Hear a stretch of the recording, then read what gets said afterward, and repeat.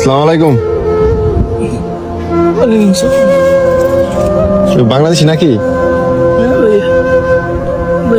আপনি এত রাত্রে এনে বসে রয়েছেন? এই তো ভাইয়া থাকার জায়গা নাই, থাকার জায়গা নাই। আজকে অনেক দিন হয়েছে বাইরে বাইরে ঘুরতেছি। আমি আজকে 3 মাস হয়েছে সৌদি আরবে আসছি।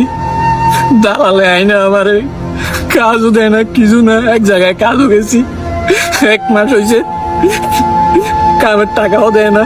এখন একজনের রুমে থাকতাম, খাইতাম, বার করে দিছে ভাইয়া।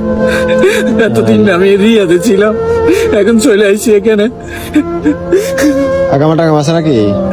আকামা দেয় নাই, দালালে বলছে 3 মাস পরে আকামা দিব। 3 মাস পার হয়ে গেছে, এখনো আকামা দিছে না। তো খাওয়া দাওয়া করছেন রাত্রে? না ভাইয়া, এই দেখে আমার কাছে 5টা টাকা ছিল, তুই সকালে কি খাবো? দেখে কবুজ ভাইয়া, একটা কবুজ খাইছি আর এই কটা কবুজ রাখছি, শক্ত হয়ে গেছে ভাইয়া গরমের মধ্যে। তো আপনার এনে আপনার কাইন্দেন না, আপনার এখানে